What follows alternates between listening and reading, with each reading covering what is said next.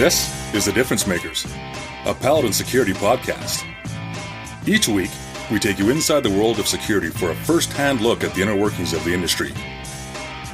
But it's about more than just protecting property and manning events. It's about going above and beyond to make the world a safer and friendlier place.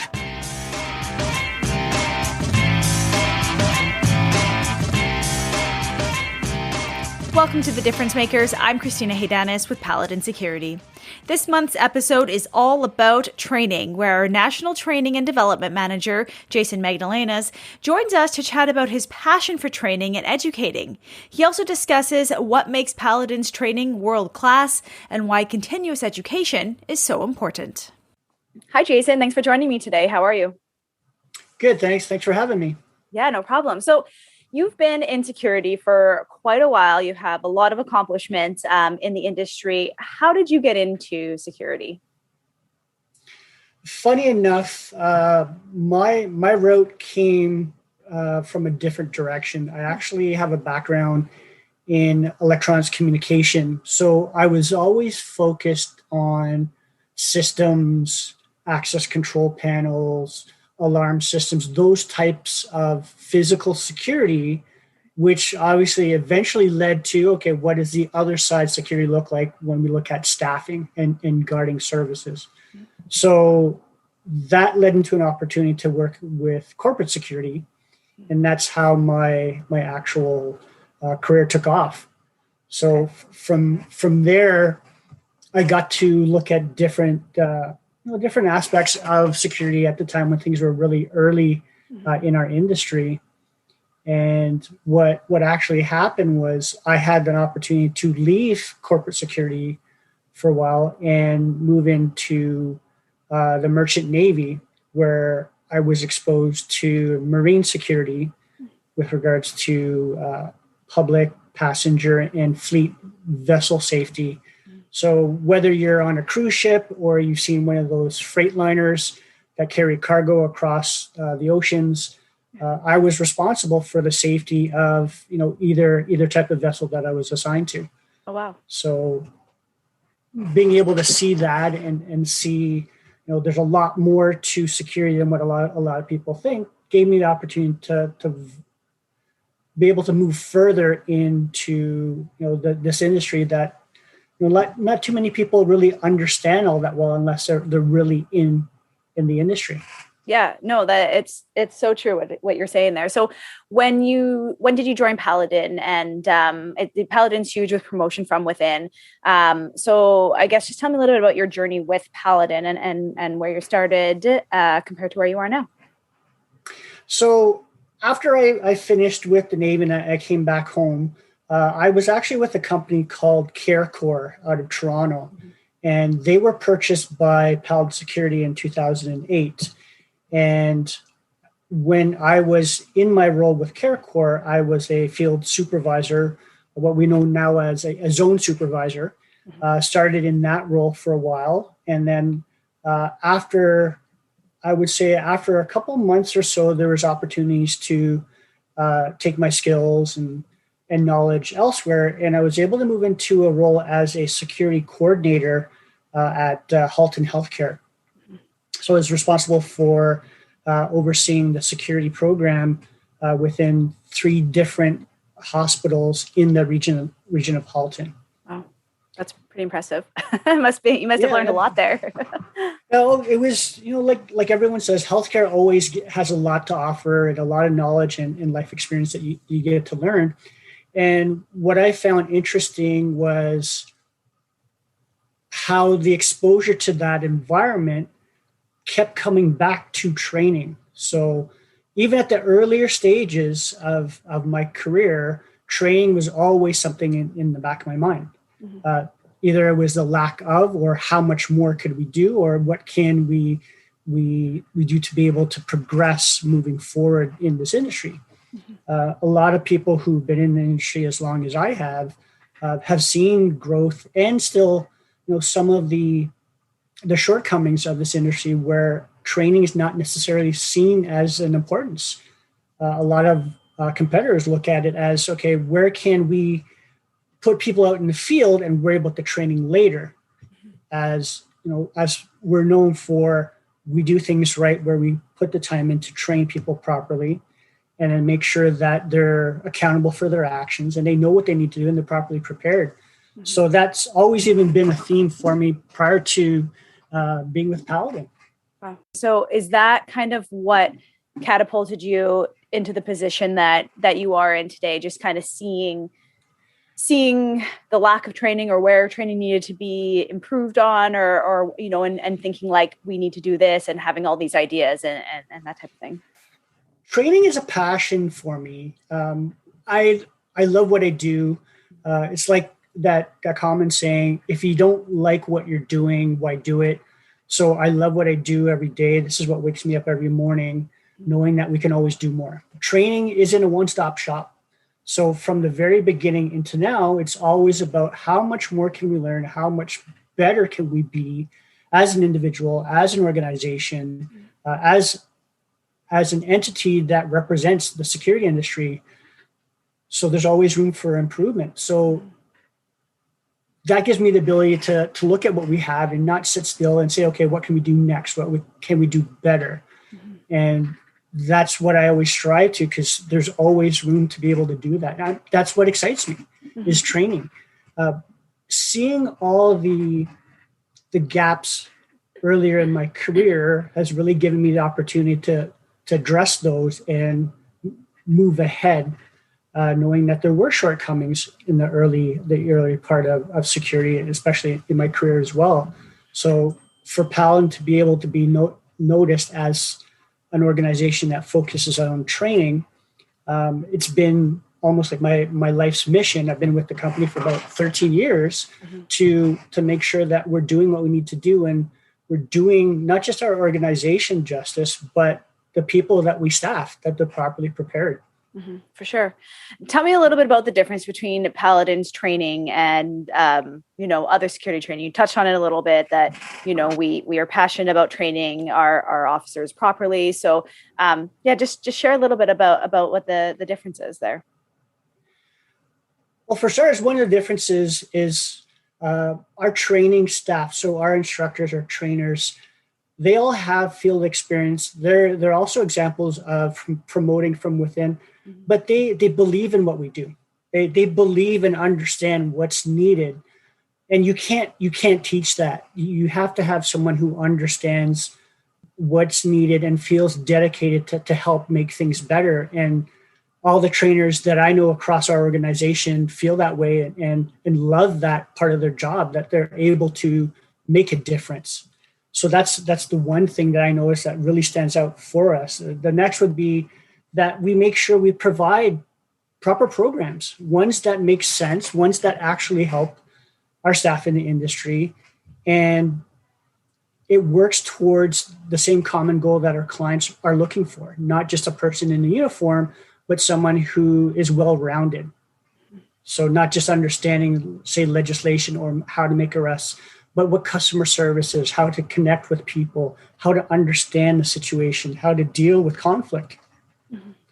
And having conversations from new hires that come into Paladin who said, I came from company ABC.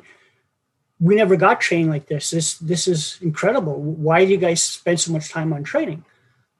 My typical answer is because we invest in you, because you are what represents Paladin out in the field. It's not us. We're all in the background supporting you. So you have to be well prepared when you're out there. So that tends to be the common theme every time we have individuals who come in, even ones who don't come from a security background. They talk about, some of the different environments that they've been working in that are non-security. And they say the same type of comments that, wow, you guys spend so much time on training. Mm-hmm. Why is it that you guys do that compared to the competitors where they're just quick to be able to put staff out in the field? Mm-hmm. And the typical answer is still the same. This is who we are. This is what we do. Yeah, for sure. And I do think it shows a lot, even just like you said, hearing what other people are saying, and just doing that extra step to make sure that, our officers are fully prepared. So you are the National Training and Development Manager for Paladin. When you look at that title, that covers the whole country. So I guess just tell me a little bit about what you are hoping to do with it, and how you ended up getting to this position, and I guess any kind of changes that you would like to bring or continue on with within the organization. Well, like everyone else, I started from a basic position where, I actually started as a casual trainer. Wow. Back when there wasn't a need or demand for a full-time trainer because certain operations were still small. As things started to grow, the opportunity to be able to move into full-time training presented itself, which obviously gave me the opportunity to put more time and be more vested in growth, which helped grow my role from being a training manager within Toronto to a training manager within the province of Ontario, and then eventually being promoted several other times to Eastern Canada, and then this opportunity with this new role from a national level. So one of the big differences being on the senior team from a national level is that it's more about oversight and strategic planning as a whole than it is trying to focus on the day-to-day of how many people we train and what we're trying to do, that sort of thing. So, and a lot of that has to do with trying to understand what everyone wants. The difference is that province to province, everyone has their own focus and what they want to do. And they ask a lot out of a position like this because one, either they hope that I have the answers to everything, which I'd like to hope I do, but not necessarily. Right. But to really understand, my role is to support and provide direction wherever they can't find it, but still leave the branches and the individual trainers to grow in their own right. Mm-hmm. Yeah, that makes sense. So just going off of that, like you said, province to province, everyone has something different they want, but are the regulations and standards also different from province to province, or are they mostly the same across the country? When we look at certain legislation, there are differences, but there are commonalities between powers of arrest, what they do in certain provinces. The only differences that you might see is the way that the actual security licensing program is set up from province to province. For example, out in Newfoundland, there isn't an immediate requirement to attain an actual license to be a security guard. Oh, wow. If you were to, the process would be getting a background check and going through your standard training and attaining a license. However, they have security guards that don't have to go that route. All they require is a background check. So that's just the way that their ministry, who's responsible for security guard licensing, that's their process. Processes that we have, say, for example, in Ontario, is that you have to go through standard training, which is 40 hours worth of training, which includes first aid and CPR, a background check, and a written test that you need to pass. And then once you pass that, then you can attain your license and then go from there. Okay. And also with Paladin, we provide extra training depending on what site you're at. Is that correct? That's correct. So what's neat about Paladin is we also have that opportunity to specialize in training and provide training that maybe the clients might not realize, either one that we offer or that they can utilize for our staff while they're there. So that could be anything from bike patrols, learning how to actually patrol on bike, to advanced use of force training, baton training, advanced skills in self-defense, first aid and CPR at a higher level. So there's all these different things that come after a staff member has been deployed to the site. So there'll always be our, what we call pre-deployment courses, everyone would get that, but depending on where you would go after the fact, there may be additional training that they get afterwards. What's the toughest thing for you regarding training? Maybe something that is so important to teach, but often doesn't stick? To answer it in a different way, I will answer that question, but to actually comment on that another way. Yeah. As trainers, we always have that concern and worry. Have we trained these staff properly? Mm-hmm. Have they absorbed and been able to transfer and recall the content that we've given them in class? Are they going to be able to make the right decisions and respond properly out in the field? Mm-hmm. So that's always the first thing that we're always concerned about, right? There's only so much we can do from a classroom. And then after that, the responsibility for that officer is on them to act appropriately and know what to do. Mm-hmm. What we find sometimes is there's always, like any other job, there can be a level of being too comfortable and taking certain actions or responsibilities for granted. And then the most simplest procedures or our understanding of, say, for law example, gets forgotten. Mm-hmm. And in the bigger picture, it could end up being something that's a lot more serious.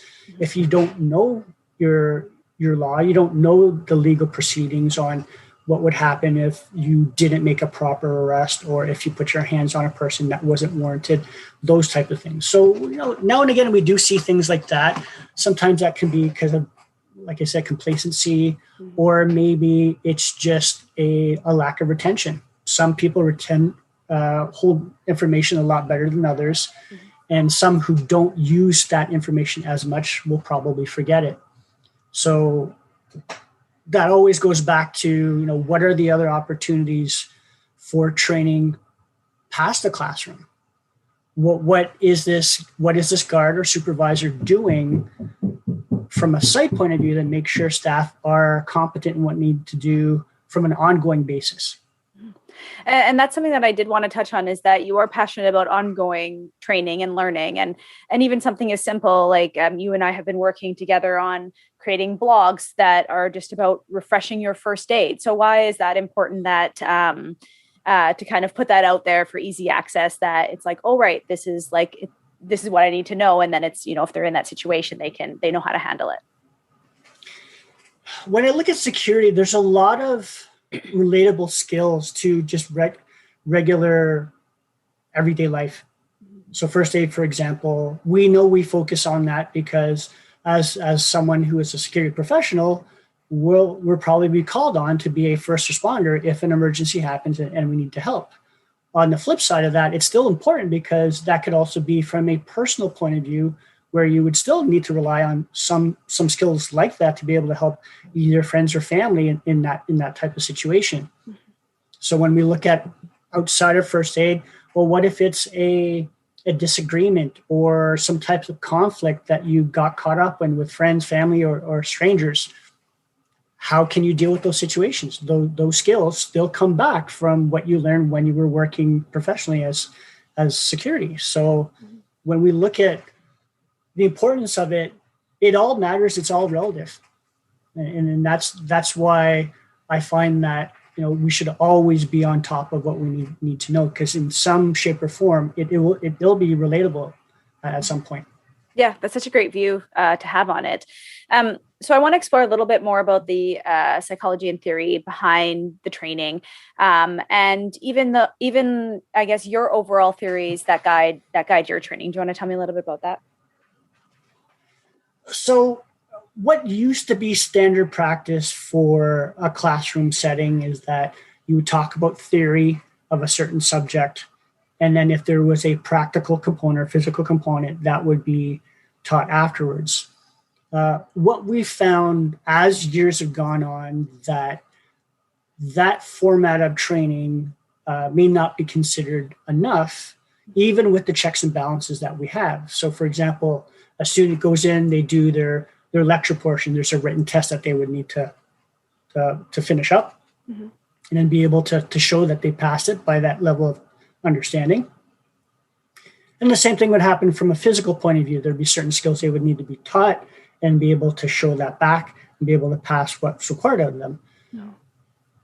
for that moment in time when we first had that process, that only gauged the student for that short period of time of retention and recall on memory and the content that they were given. So we do a lot of training, and everyone talks about that from a pre-deployment point of view, but that's a lot of information for a new hire to try and keep in their head over like 4 or 5 days and expect to remember it once they go out in the field. And especially if it's a site where not all those skills may be required on a regular basis, it's one of those, you don't use it, you lose it type of format, right? So what we've been looking at as we try to measure content, absorption of material, transfer, and recall was being able to do it in a format that made it easier for students to recall on their own.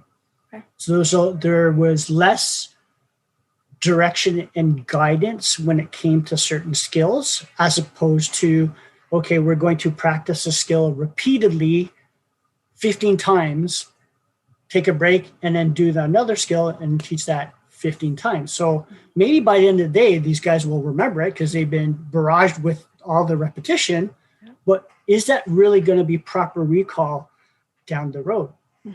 So what we've been able to do is look at it and say, okay, well, we'll teach certain skills, but leave it for them to be able to absorb and understand it at their own pace, and then see what the recall is later on in the day and be able to find, the issues that might need to be addressed. But when you're having someone learn at their own pace, there's more absorption than versus trying to force them to learn something repetitively because it may not be taken the same way.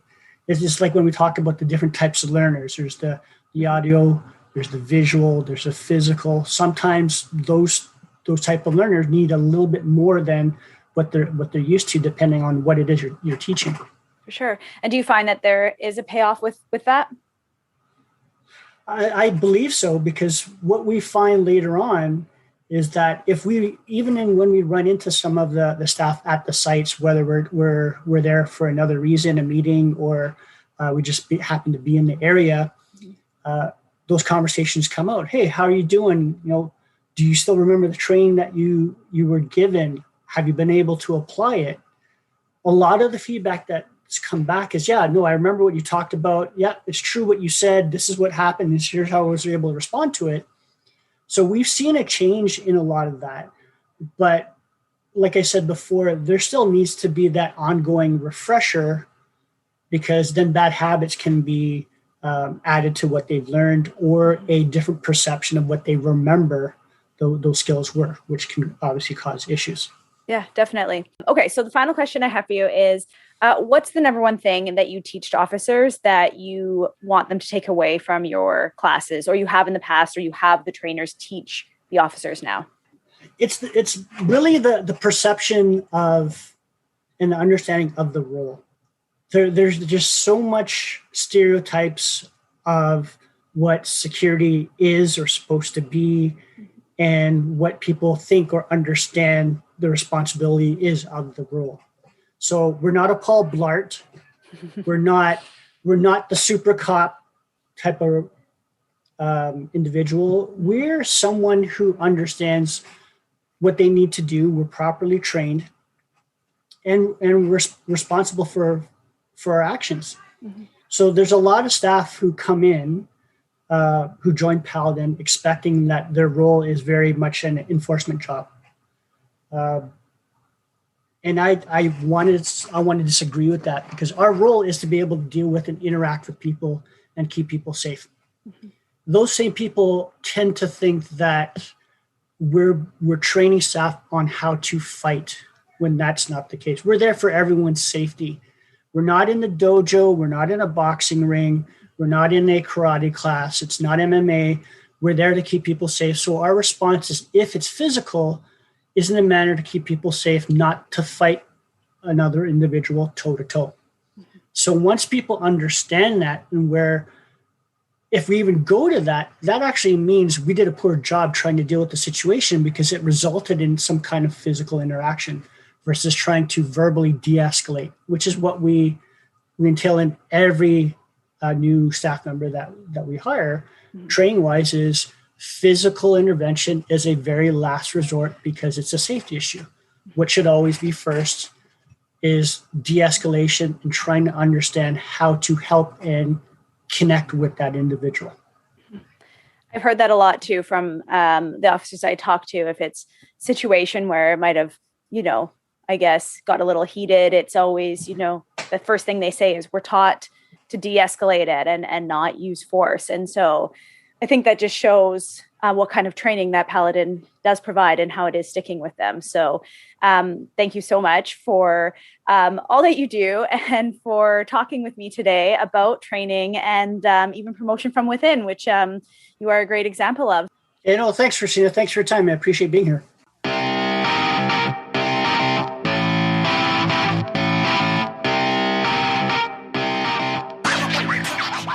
Thanks for joining us for another episode of The Difference Makers. Next time, Pal American Executive Vice President Tony York joins us to talk about healthcare and the biggest issue it's facing.